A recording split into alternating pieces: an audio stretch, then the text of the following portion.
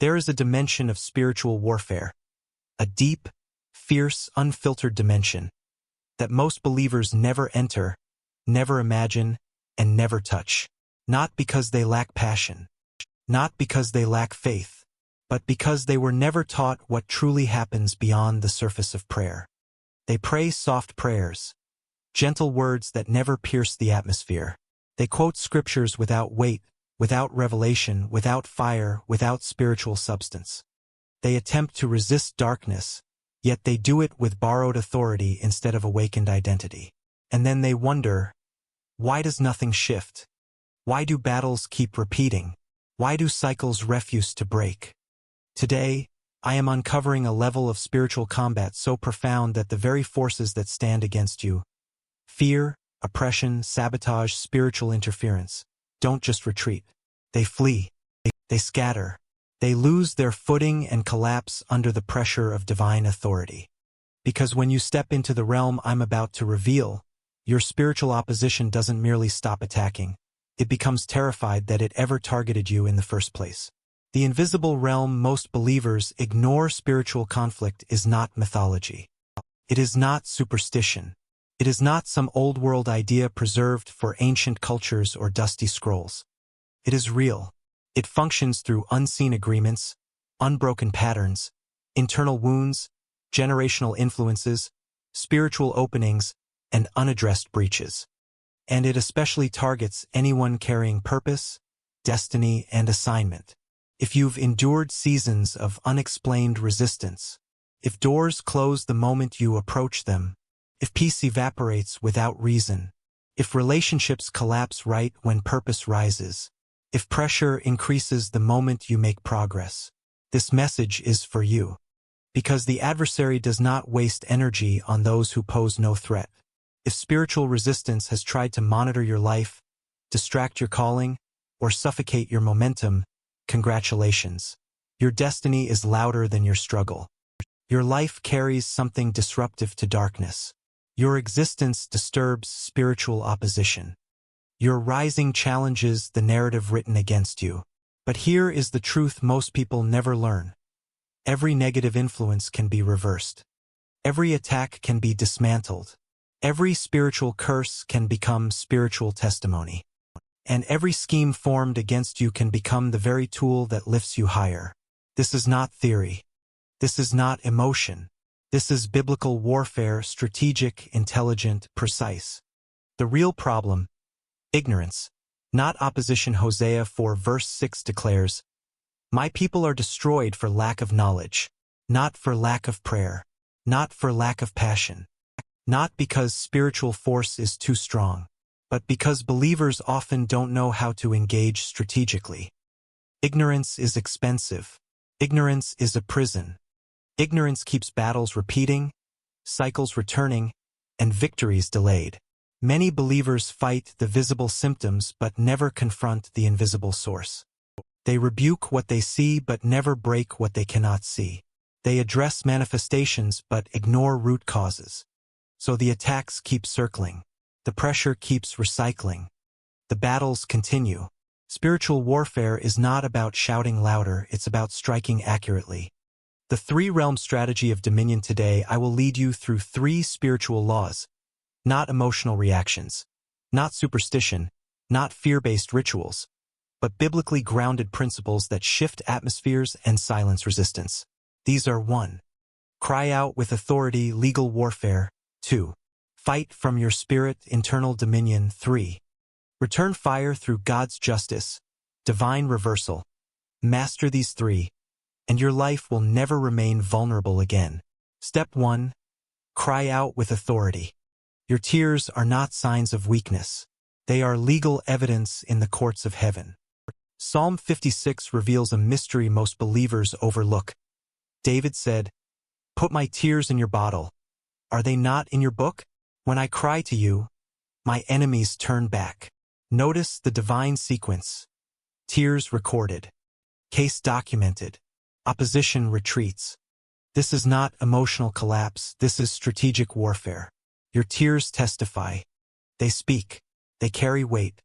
They activate heavenly action. Many of you have endured silent suffering, smiling on the outside, battling storms on the inside. You prayed quietly. You endured quietly. You survived quietly. But there comes a moment when silence must be broken, not out of despair, but out of authority. When you cry out to God regarding spiritual oppression, you are not begging. You are presenting evidence. You are invoking covenant. You are activating divine justice. Heaven does not respond with sympathy. Heaven responds with intervention. Your cry becomes a decree. Your tears become a petition. Your voice becomes a weapon. And spiritual resistance is forced to retreat. Step 2. Fight from your spirit. Most believers fight from emotion. They pray from frustration. They war from anger. They rebuke from exhaustion. But emotional warfare is weak warfare. Real power flows from your spirit, the part of you built, empowered, and strengthened by God Himself. Hebrews 11 describes heroes of faith who fought valiantly and put foreign armies to flight. Not casually, valiantly, not softly, forcefully. They fought beyond feelings, beyond fatigue, beyond discouragement. They understood that spiritual battles are won not by strength, not by willpower, but by persistence. Judges 8 describes Gideon faint, yet pursuing. That verse is the blueprint of victory. Your body may be tired. Your emotions may be worn. Your mind may be foggy. But your spirit must stay engaged, because victory belongs to those who refuse to quit. Warfare does not break the persistent, it breaks the inconsistent. When you keep praying when you feel nothing, when you keep declaring when nothing seems to change, when you keep pushing when quitting feels easier, you are signaling to the spiritual realm, this battle will not outlast me, and darkness begins to lose its grip. Step 3. Return fire through God's justice. This is the dimension many believers skip because they misunderstand it. Scripture teaches mercy. Scripture teaches love. Scripture teaches forgiveness. But Scripture also teaches divine justice. Not human revenge, not aggression toward people, but the spiritual law that injustice cannot go unaddressed.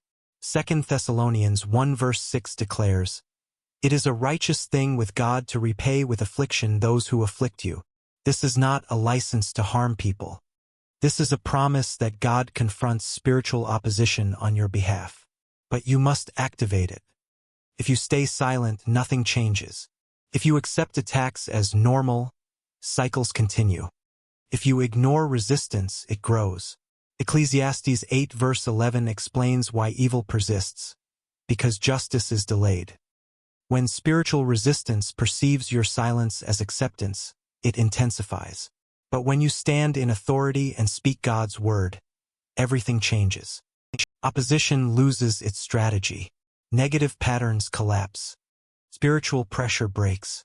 Not because you retaliated, but because you invoked God's justice.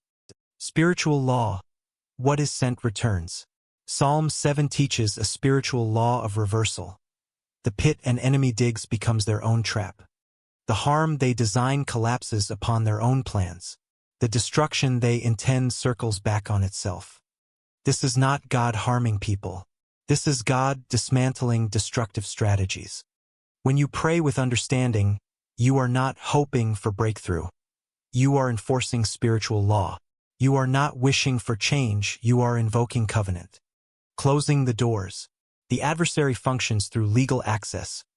Doors open through wounds, habits, sin, brokenness, agreements, or spiritual neglect. You cannot fight effectively if the door remains open. So after invoking justice, you must renounce any lingering agreements, break patterns tied to your past, release internal burdens, surrender unforgiveness, cleanse your atmosphere, reclaim your identity, rebuild your spiritual boundaries. Numbers 23:23 declares, "No divination can succeed against Jacob." Why? Because covenant blocks interference. Holiness protects. Alignment strengthens. Obedience seals the breach. Maintaining victory breakthrough is powerful, but maintenance is essential. James 4 verse 7 gives the formula. Submit. Resist. Then the adversary flees. Submission strengthens resistance. Resistance reinforces authority.